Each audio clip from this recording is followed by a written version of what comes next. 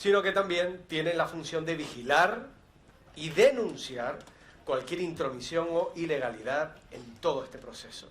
Es un poco la función del periodista también. El grado de conocimiento de la Agenda 2030 es una de las principales debilidades, y a ello vamos. Tenemos que hablar de ello, y lo hacemos con Verónica Pavés, de La Provincia y el Día, Eric Pestano, de Cadena SER, Ingrid Ortiz, de Canarias 7, y Óscar Herrera, de Televisión Canaria. Modera Abel López, es doctor en Geografía, miembro de la Cátedra Universitaria Reducción del Riesgo de Desastres y Ciudades Resilientes de la Universidad de La Laguna. Abel, todo tuyo. Muchísimas gracias, Victorio. Tú también podrías estar aquí sentado perfectamente dando tu opinión. Prefiero que no me preguntes nada. Bueno. Muchísimas gracias al Gobierno por contar conmigo para moderar esta mesa. Para mí es un auténtico placer estar rodeado de periodistas. Por primera vez soy yo el que va a realizar las preguntas, por tanto es para mí también un reto. Uno está siempre acostumbrado a recibir preguntas. Y esta mesa se entronca dentro del Objetivo de Desarrollo 16, que tiene un objetivo muy claro y un concepto que hemos estado trabajando de una forma directa e indirecta a lo largo de toda esta jornada, que es promover sociedades justas, y una cuestión muy importante. Es cierto que a partir del papel de los medios de comunicación, que complementan esa parte que habíamos hablado de la educación, sino también ahora vamos a centrarnos en la información y comunicación de cómo estamos transmitiendo el mensaje hacia la sociedad en general, pero una cuestión muy interesante que tiene que ver con esta mesa es que no solo vamos a abordar el Objetivo de Desarrollo Sostenible 16, sino que los medios al final tienen que informar y comunicar sobre todos los Objetivos de Desarrollo Sostenible, y en la actualidad tenemos un Objetivo de Desarrollo Sostenible que ya se ha mencionado también, que es el de acción climática, donde los medios de comunicación tienen un papel fundamental en un concepto que vertebra también esta mesa, que es la desinformación, una cuestión clave en el día de hoy, donde estamos sometidos a información continua por parte de muchos medios de comunicación, incluso también en redes sociales, donde vemos fake news continuamente, vinculados, por ejemplo, a conceptos, como antes también se mencionaban por parte, creo por una pregunta, de geoingeniería y cuestiones, pues con unos mensajes relativamente, a veces incluso, me atrevería a decir, peligrosos. No quiero excederme mucho, simplemente quiero que de forma muy breve, como me han pedido también por parte de la organización, y para promover que haya participación activa del público que está aquí, al que le invito que cualquier cuestión que vayan escuchando, cualquier incertidumbre, pues también aprovechen a 4 magníficos periodistas para preguntarles. Quiero que me den su opinión de cómo se está tratando, bien sea a partir de su experiencia personal o por lo que ustedes puedan conocer, o su trayectoria profesional, cómo se están tratando los Objetivos de Desarrollo Sostenible por parte de los medios de comunicación a los cuales ustedes pertenecen, y cómo creen que han ido evolucionando el mensaje de los Objetivos de Desarrollo Sostenible en los últimos años. Y empiezo por el compañero Óscar Herrera. Con el tema de la desinformación, que me parece lo más importante, seguro que los compañeros periodistas están de acuerdo conmigo, que cuando aparecen las redes sociales, lo primero que pensamos los periodistas es que suponía la democratización de los medios de difusión, que ya no era un oligopolio de medios de comunicación tradicionales que fueran los que manejaban la posibilidad de llegar a la masa. Eso ha ocurrido, ahora cualquier persona desde Australia o desde cualquier punto del planeta nos puede comunicar cualquier cosa, pero yo por lo menos personalmente no fui capaz de ver lo que venía, que era esa desinformación, esos bulos, que no solo surgen de personas independientes que a lo mejor por ignorancia mal informan, sino también incluso estados que organizan a grupos para intencionadamente desinformar. Y yo a día de hoy no tengo ninguna duda de que uno de los grandes riesgos que tiene la democracia y por tanto la consecución de los Objetivos de Desarrollo Sostenible es esa desinformación, esos bulos. Y ahí los medios de comunicación tradicionales, lo que nos toca a nosotros es bajar al barro, y cuando surja alguna información que sea tergiversada, que sea una medio verdad, medio mentira, no nos queda otra que bajar al barro e intentar explicarla, contextualizarla.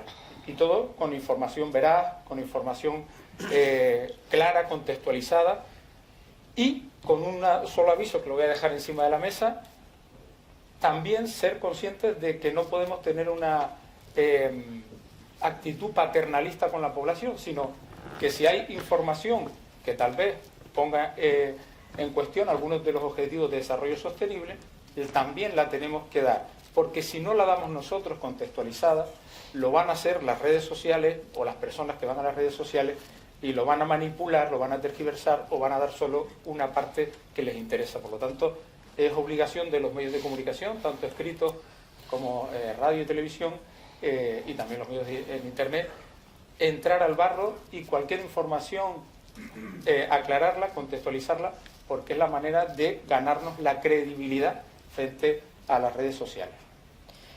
Yo creo que en lo que se refiere a la desinformación, tenemos que tener en cuenta que esto surge, o estos mensajes surgen porque existe una contradicción muy grande entre lo que está ocurriendo en el mundo, lo que es la crisis climática, los mensajes que se están dando, que en eso somos responsables nosotros los periodistas, y lo que se está haciendo para evitar que ocurra algo o que vaya mejor. Esa contradicción genera una crispación y un radicalismo, que es el que estamos viendo en estos momentos y en el que pues, parte de la sociedad se está sumando a ese movimiento. Nosotros como periodistas lo que podemos hacer y lo que debemos hacer es intentar mejorar esos mensajes, intentar darle calidad a esos mensajes. Yo me he puesto aquí 4 cositas con las que podríamos empezar a darle un contexto y mejor calidad a esos mensajes que damos. Lo primero, lo que estaba comentando Óscar, darle veracidad y darle y contraste a todos esos bulos, a todas esas informaciones que nos llegan, pero a todas, todo lo que nos llegue, no solo lo que esté publicado en otros medios. Yo me acuerdo, no sé si algún compañero se acuerda, cuando yo empecé a trabajar, que se decía que lo que no salía en otros medios de comunicación no se podía contestar. Ahora estamos en un momento en el que las redes sociales son un medio de comunicación y debemos contestarlas. Porque si no seguimos alimentando ese monstruo que son los bulos. Por otra parte, y esto lo veo muy a menudo en los medios de comunicación, en otros medios de comunicación, y es no darle voz a fuentes que no sean expertas en lo que vamos a hablar. Quiero decir, no cualquier médico sirve para hablar de la COVID y no cualquier investigador, sea el que sea, sirve para hablar ciertos aspectos del cambio climático. Tenemos que empezar a darle voz a los expertos de verdad, los que son expertos en esa materia, y entender que no todos los científicos son expertos en lo mismo y que no le puedes preguntar a un biólogo por el clima y no le puedes preguntar a un físico atmosférico sobre biología.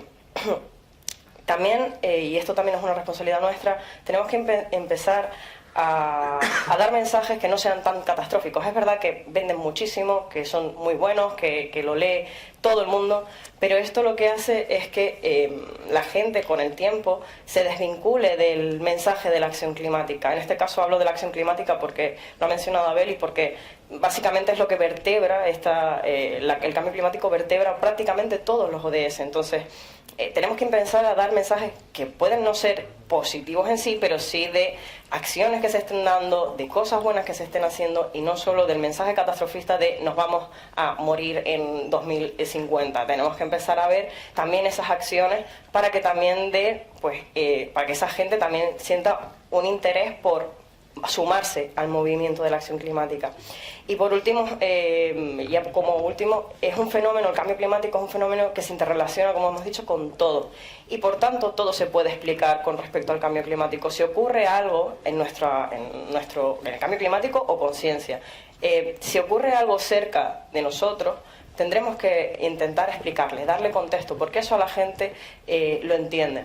Un ejemplo de ellos, por ejemplo, que no tiene nada que ver con cambio climático, pero el año pasado, hace unos años, en el volcán de La Palma, una persona, un político, dijo que por qué no le tirábamos bombas al volcán.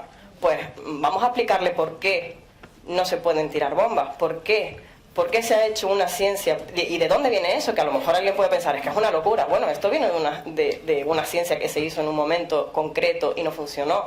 Pues darle contexto para que, uno, no se trata a la gente de tontos, porque puede que no, puede que esa idea se haya hecho en otro momento, y simplemente dar un poco de contexto para que la gente entienda a lo que nos estamos enfrentando.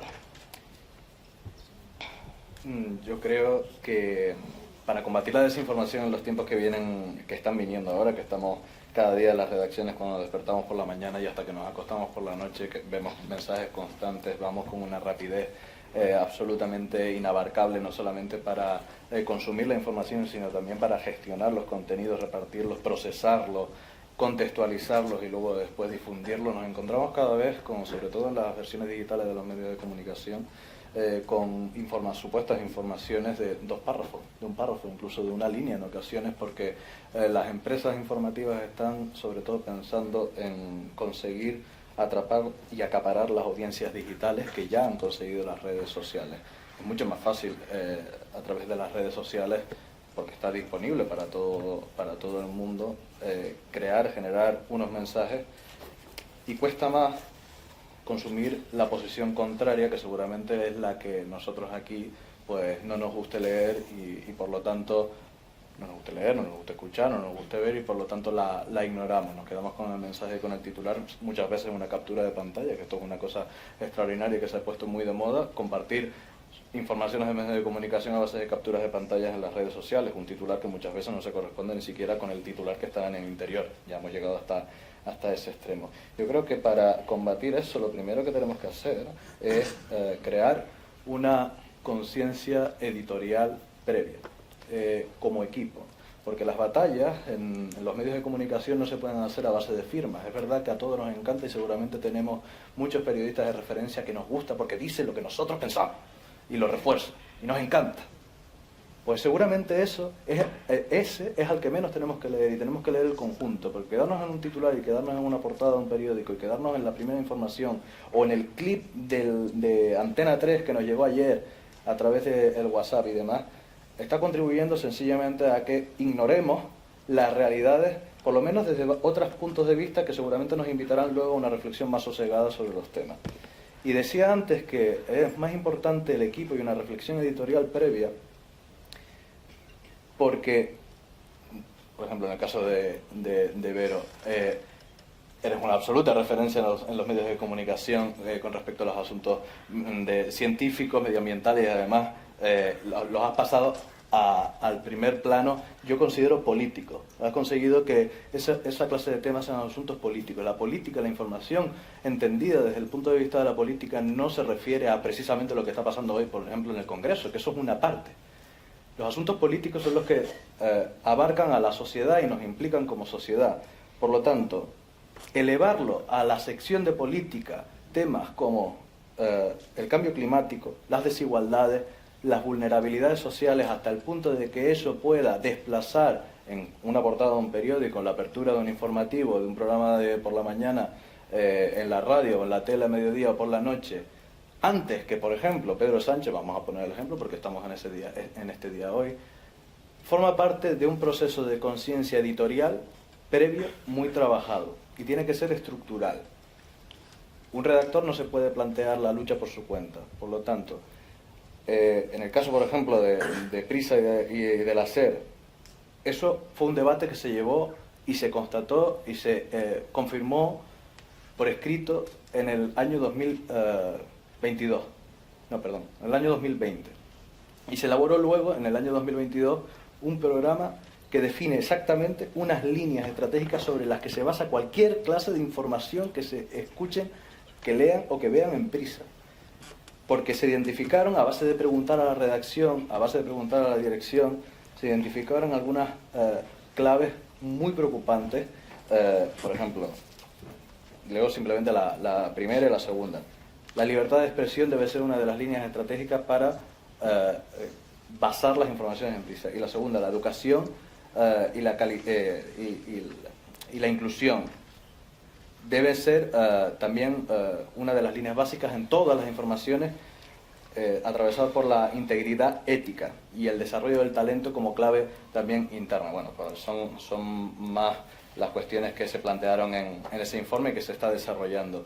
Entonces, ya por concluir, creo que lo más importante es que las batallas no se hagan por su cuenta. Y aquí, seguramente esta expresión la habrán utilizado, la habrán escuchado, no es mía. Seguramente nosotros somos la charca.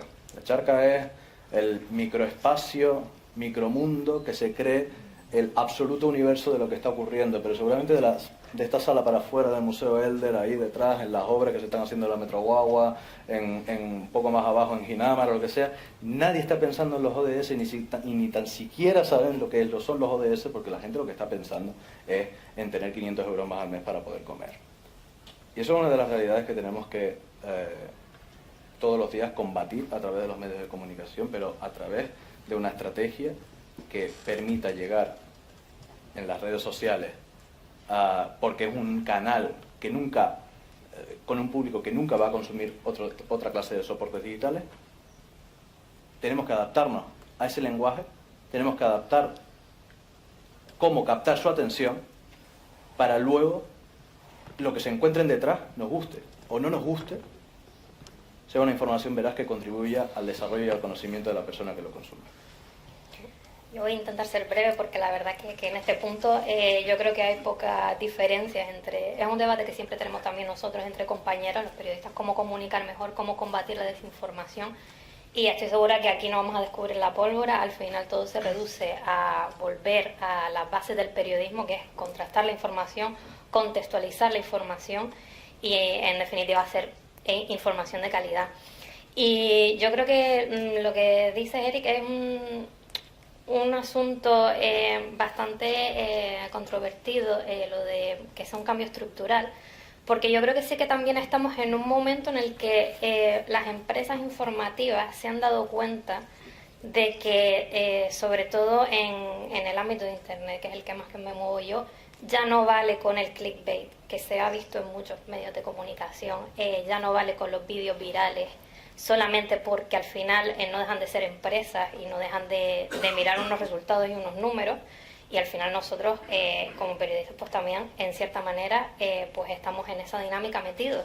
Entonces tenemos que hacer el mejor periodismo posible dentro de esa estructura, pero yo creo que sí que los medios de comunicación se están dando cuenta de que esas malas prácticas, digamos, revierten en un público que ya no se fía de ciertos medios de comunicación, y estamos en esa construcción de nuevo de una buena reputación. Se vio sobre todo a partir de la pandemia. Yo creo que fue un momento donde la población se volvió a dar cuenta de que, oye, tenemos que volver a fuentes fiables, a esas, digamos, instituciones que nos dan una información de la que de verdad nos podemos fiar.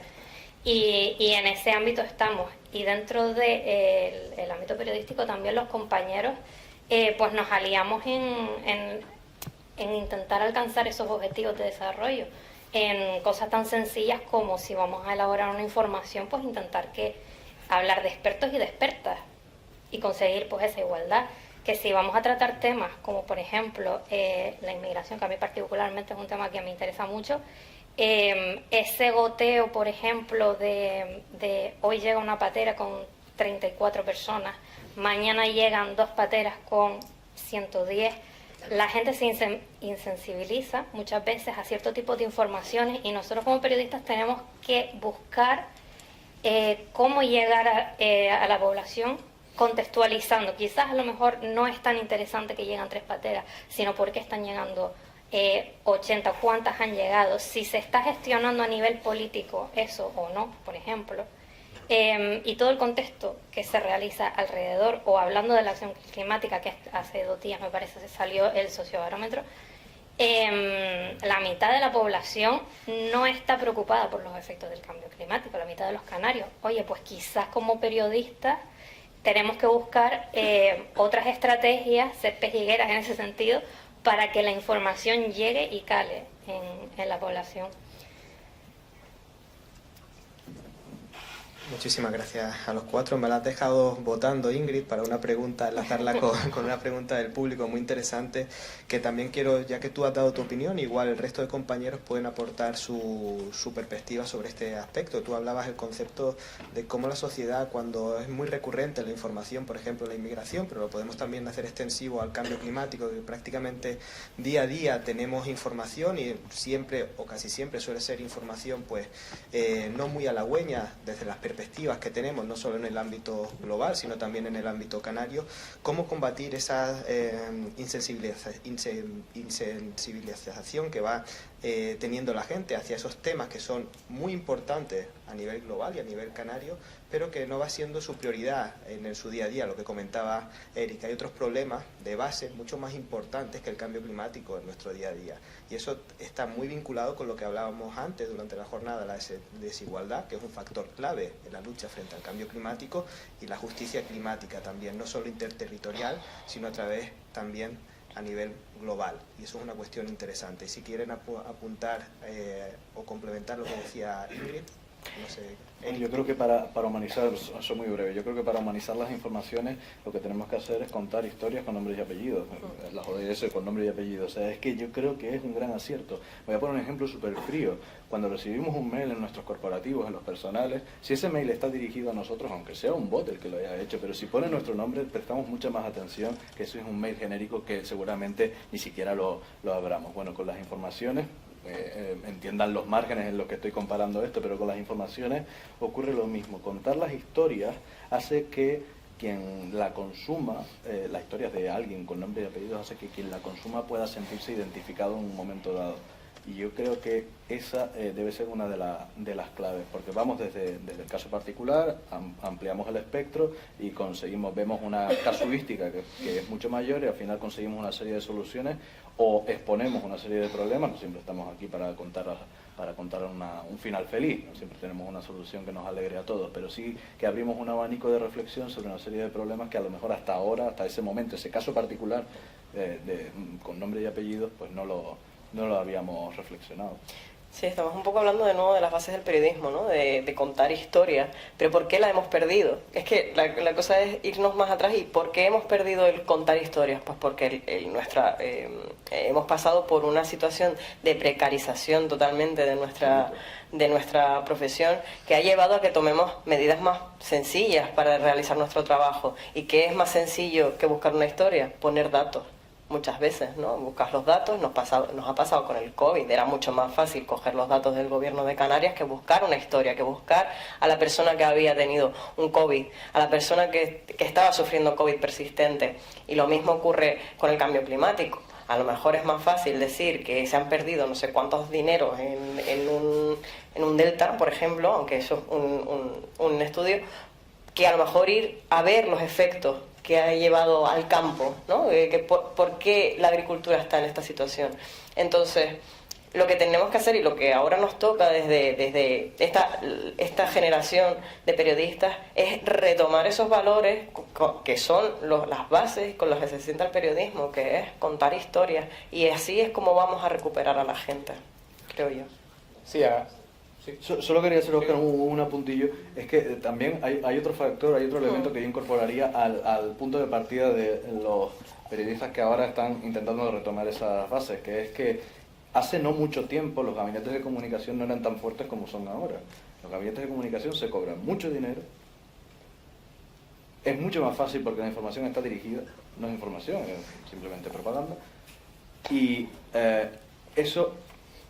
Han establecido unos canales de comunicación directos que en muchas ocasiones aplastan la verdadera información con un esfuerzo de un periodista que pasa mucho más allá del turno y de la jornada laboral para llegar a unas conclusiones, que es un trabajazo, y sin embargo no siempre tiene el éxito adecuado porque hay unos gabinetes que se encargan de aplastar literalmente y de ocultar esas informaciones y de que no lleguen. Sí, al hilo de lo que están hablando, una de las claves para el discurso del odio, para los movimientos populistas, es deshumanizar al otro. En Cataluña se tiene que deshumanizar al español para que el independentismo avance. En España se tiene que deshumanizar al catalán para tomar medidas drásticas contra los independentistas. En España se tiene que deshumanizar al que se sube en una patera. Una manera de deshumanizarlo es contándolo. 3.000, 4.000, 5.000. Y en Rusia se tiene que deshumanizar a los ucranianos para justificar que se invada su país. Los de Gaza tienen que deshumanizar a los israelíes para que los de Hamas hagan un atentado como el que hicieron, y los israelíes tienen que deshumanizar a los gazatíes para justificar que luego les bombardeen. El discurso del odio enraiza finalmente con las teorías de la conspiración, la desinformación, el negacionismo, y termina con que la única posibilidad que tenemos nosotros, aparte de contextualizarlo, es ponerle nombres y apellidos. Y una manera es intentando entrevistar a algunos de los que se suben en una patera en Senegal porque pertenece a un partido político que ahora mismo está siendo perseguido y que su compañero de partido acaba de ser encarcelado hace una semana, y cómo se sube a una patera o a un cayuco siendo la primera vez que veía el mar, teniéndole miedo al agua y sabiendo que esa era la única posibilidad que él entendía para escapar del horror. Eso se entiende mucho mejor que estar contando cifras de llegada de patera o hablando de cifras económicas de deuda histórica de Cataluña con España o de España con Cataluña, y eso que se llama en el periodismo personalizar, que es una de las claves para ponerle rostro, para ponerle nombres y apellidos a los verdaderos protagonistas de muchas veces de los discursos del odio, que son los que se encuentran luego en medio, porque yo siempre digo que el señor Trump finalmente es posible que termine en la cárcel, pero los que sí están ya en la cárcel es el señor que salía con los cuernos con la cara pintada y asaltó el Capitolio, que fue instigado por el señor Trump, pero ya veremos si el señor Trump llega finalmente a la cárcel. De lo que se trata finalmente es que en muchos casos siempre hay víctimas, y esas víctimas tienen que tener nombres y apellidos.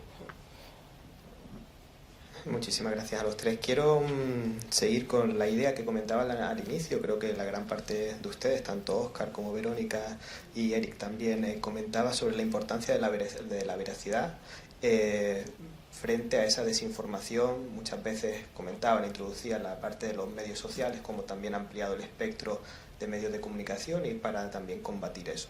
Hay bastante curiosidad por saber cómo funcionan internamente un poquito mejor los medios de comunicación por parte del público, pero me viene muy bien esta pregunta porque, en primer lugar, y se la traslado a Ingrid para también que darle pie y como trabaja en un medio de comunicación escrito, hablan en primer lugar, ¿cómo combatir la desinformación dentro de los medios? ¿Hay alguien especializado en contrastar la información que se va a publicar por parte de los medios? Esa es una. Y también, ya como esta es curiosidad personal, no es curiosidad del público, pero sí que me interesa bastante, es cómo han percibido ustedes, cómo ha ido evolucionando el tratamiento de los medios de comunicación respecto a los objetivos de desarrollo sostenible. Desde mi punto de vista, la percepción es que siempre hemos vinculado muchísimo, los medios de comunicación han estado muy centrados en vincular ODS con la sección medio ambiente. Y ya hemos dicho, y creo que todos coincidimos, que es una cuestión mucho más transversal a otras secciones, como puede ser economía, política. Antes también se hablaba de la importancia de llegar al espectro político a través de los medios de comunicación, de tratar temas que son muy importantes y un poquito conocer su opinión sobre eso. Bueno, los medios de comunicación son un poco casa de locos, la verdad. Ni cada uno de su padre y de su madre. Entonces, es muy divertido trabajar dentro de uno, pero también es muy difícil por lo que veníamos hablando de que ha habido una etapa de precarización enorme en los medios de comunicación, y antes había muchos filtros que se han ido eliminando, se han ido quitando. Se han ido quitando por la precarización de los medios de comunicación. Exactamente. Por falta de personal. Vaya. Falta de personal. Filtros son personal. Con cosas tan tontas como antes había la figura del corrector de estilo. Antes de que se publicara el periódico había una persona dedicada exclusivamente a revisar todo. Esa persona, por ejemplo, ya no existe, que yo sepa ya en ningún sitio. Y por ejemplo, yo que trabajo en lo que es la mesa de actualidad, que básicamente es el primer filtro de toda la información que te llega a través de cualquier fuente, redes sociales, incluso radio, televisión, porque siempre tenemos algo puesto, alguien que te llama, hay que ser rápido.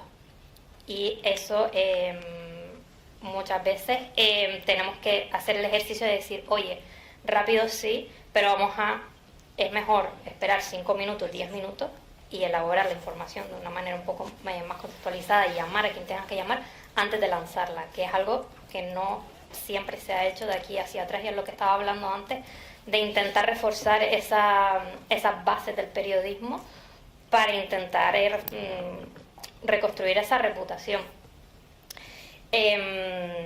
Y ahí se me fue ahora mismo la pregunta, la verdad. ¿Cómo ha ido evolucionando el tratamiento de los ODS, de los medios de comunicación? Yo siempre he tenido una perspectiva que se vinculaba mucho a la sección de medio ambiente, ¿no? Siempre sí. desarrollo sostenible, y es muchísimo más amplio, como estamos viendo. Entonces, no sé cómo has visto tú esa evolución, si también se tratan en otras secciones de tu medio de comunicación y demás. Es que es muy complejo, porque la verdad que cuando hablamos de los objetivos de desarrollo sostenible abarca tanto y es como tan ambiguo todo, que centralizarlo, o sea, traerlos a la tierra es muy complicado muchas veces. Sí es verdad que, por ejemplo, intentamos sobre todo hacer seguimiento de temas, ¿no? Por ejemplo, está claro que la Agenda 2030, pues el 2030 es una fecha idealizada, pero que, bueno, tenemos que aspirar a lo máximo para ver dónde llegamos, ¿no?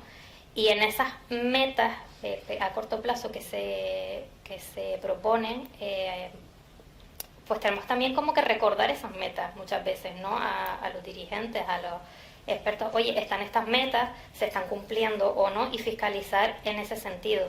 Y enlazando un poco con lo que decíamos antes de los gabinetes de comunicación, esta anécdota no es mía, pero siempre me hace mucha gracia.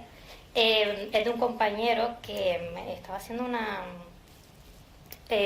una información y alguien le llama que estaba en una guagua y se había parado porque había un piquete. Y la señora le decía, oye, hay un piquete, bla, bla, bla. El compañero llama al ayuntamiento, oye, que hay un piquete aquí. Y el ayuntamiento, no, aquí no hay ningún piquete. Contra, pues no. Vuelve a llamar a esta señora, te estoy diciendo que estoy dentro de la guagua y que aquí hay un piquete que no me dejan salir. Y claro, y al final esto enlaza un poco con, no nos podemos fiar siempre de todas las fuentes, hay que contrastarlas y a veces tienes que ir al lugar y de verdad comprobar lo que pasa y lo que no. Entonces, un poco por resumir, es complicado centrar los ODS en una meta concreta, pero hay que recordar que existen esas metas, fiscalizarlos, contar historias sobre esos asuntos que tenemos que tratar y buscar fuentes muy diversas, porque no siempre te puedes fiar de la misma. Sí, lo que comentaba antes de bajar al barro, yo hace unos meses fui con mis hijos con 5 o 6 bolsas de basura a tirarlas al contenedor, y una señora me dijo, ni te preocupes en ponerla en cartón y en plástico, que eso va todo al mismo sitio, que yo he trabajado allí. Yo me quedé de piedra. Así que mi compañero Pedro Cubiles hace unos meses hizo una noche de reportaje sobre el reciclaje, que además específicamente hablaban de uno de los objetivos del desarrollo sostenible, y ahí salían los expertos y aclaraban que no es verdad y que probablemente uno de esos bulos surgen porque hay veces que es el mismo camión, pero que está con diferentes departamentos, compartimentos dentro. O sea, que el mismo camión puede vaciar los 2 contenedores, pero de forma separada. Y que en la mayor parte de las ocasiones puede ocurrir algún accidente, pero en la mayor parte de las ocasiones el papel va al papel, el cartón va al cartón. Y es fundamental que separemos en casa, porque si no es imposible luego reciclar. Es un bulo y nosotros, a través de un reportaje, lo aclaramos. Luego hay otra cuestión que a mí eso sí que me sorprendió totalmente, ¿vale? Porque yo no habría actuado así. La tormenta Filomena, cuando pasó por Madrid, que fue una nevada histórica, sale una señora, no sé si muchos han visto el vídeo, una señora que coge en su terraza un poquito de nieve, coge un mechero y la empieza a quemar y dice, ves, esto no es nieve de verdad, es plástico. Además, mira cómo se está quedando negra. Yo como periodista, lo primero que haría sería absolutamente ignorarlo. Digo, ¿cómo vamos a darle ningún tipo de pie a esta estupidez? ¿Me lo van a permitir? A esta estupidez. Pues el periódico La Vanguardia llamó a un experto e hizo una información explicando por qué se quemaba y tenía ese aspecto negruzco cuando se le aplicaba el mechero y por qué no se derretía directamente. O sea, que no tenía nada que ver con que fuera nieve de cartón, piedra. Entonces, frente a los negacionismos, frente a los bulos, hay que bajar al barro, y qué mejor aquí en el Museo de la Ciencia frente a toda esa estupidez, ciencia. Perdón, un segundito nada más. Es solo por dar el apunte que mucha gente lo confunde. Existe la libertad de expresión, pero yo soy de la opinión de que no todo el mundo tiene que tener voz. Claro.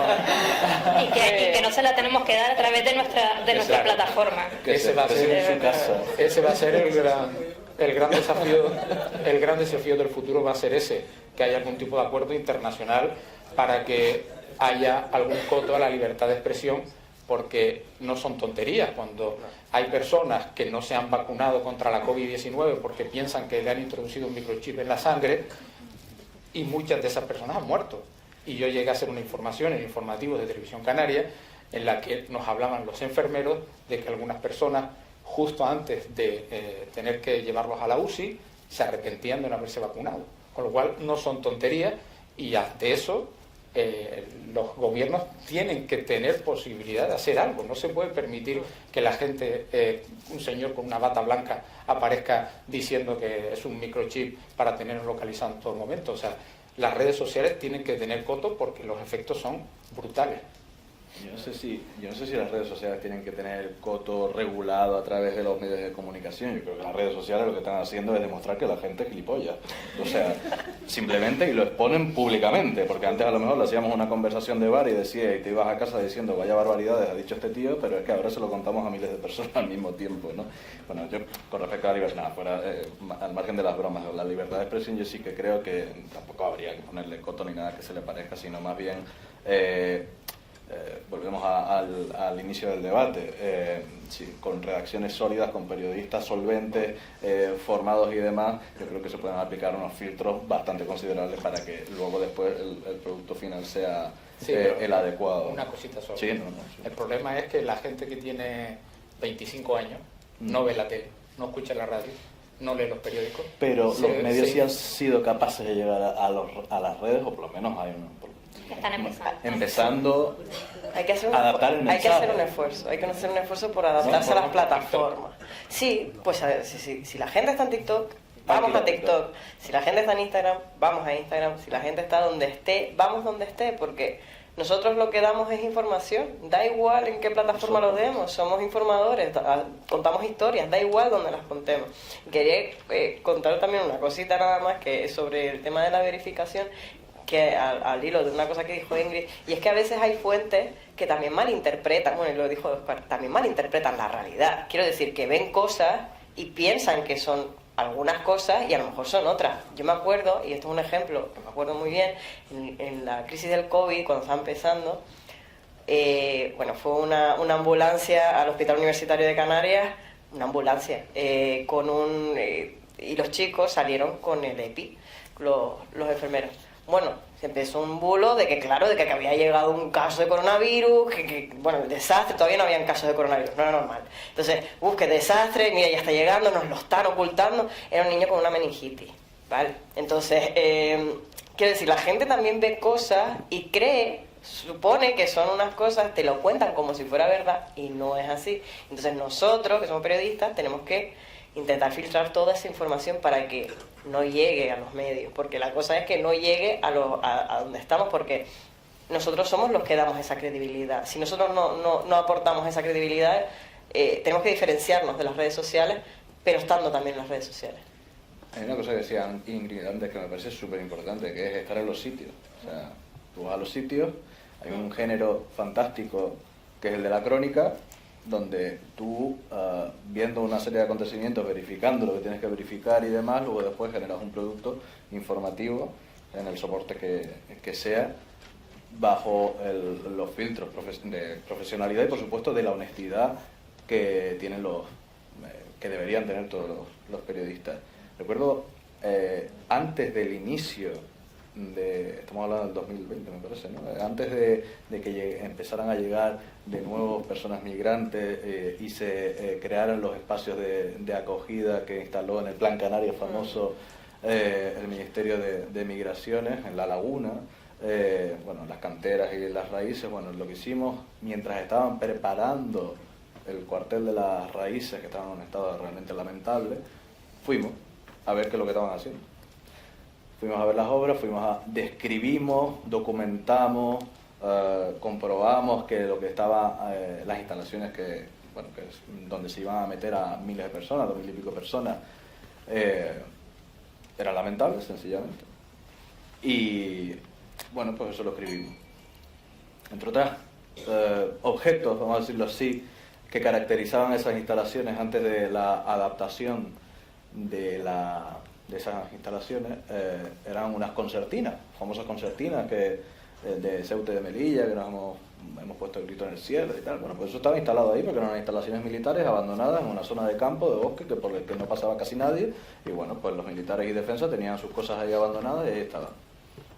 Pues eso lo escribimos, lo documentamos, lo publicamos y demás. Bueno, nos llamó hasta el Papa, desde Madrid, diciéndonos que eso no era así y que lo cambiáramos. Y nosotros, no es verdad. O sea, nos llamó el Ministerio de Defensa diciendo que eso no era así. Y nosotros le dijimos, ¿ustedes han estado aquí? No. Pues nosotros sí. Y que sepan ustedes que las instalaciones, por mucho gabinete de comunicación del Ministerio de Defensa y de Migraciones que tal, hasta que no aterricen y vean dónde van a meter a toda esta gente, quédense con esta crónica. Estas son las fotos, estos son los vídeos, esta es la descripción. Les aseguro que esto es así porque somos nosotros quienes hemos estado ahí. Efectivamente, las concertinas desaparecieron. Qué casualidad. Entonces, otra cuestión, y ya relacionado con la sostenibilidad y el medio ambiente, ¿no?, que también es uno de los asuntos transversales de esta ponencia. La isleta, ahí detrás, hablando de defensa también, es uno de los espacios de mayor valores medioambientales que existen, y además está, entre comillas, teóricamente debería estar muy bien conservado, porque desde el siglo XIX eso está cedido al Ministerio de Defensa. ¿Qué ocurre con las instalaciones de defensa? Ahí se hacen maniobras muy duras, seguro que más de uno de ustedes conoce exactamente qué es lo que ocurre ahí. Hay una valla que lo delimita, pero hay una valla que se puede traspasar y hay determinadas zonas donde se puede caminar. Hace muy poquito, de hecho yo creo que fue esta semana, sí, estamos a jueves, sí fue esta semana, publicamos qué es lo que hay al traspasar esa valla. Al traspasar esa valla nos encontramos zonas completamente cortadas a modo de canteras, donde se ha extraído tierra que en otras zonas de la isla de Gran Canaria, en este caso en cualquier isla, pues hemos puesto el grito en el cielo. Hay restos de alquitrán, capas de alquitrán, que parece que han expandido un manto sobre el litoral de bastantes puntos de esa zona.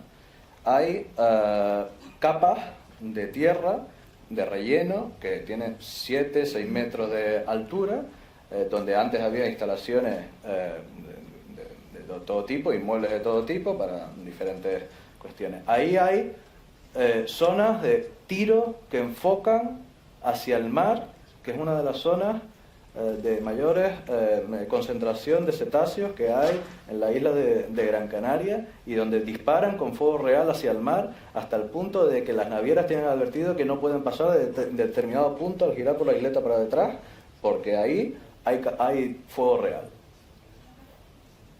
Hay una rueda del tamaño de este cubo, lo pueden ver, que parece un fósil. Parece el tronco de una palmera cortado, del tiempo que lleva ahí, que no se ha retirado.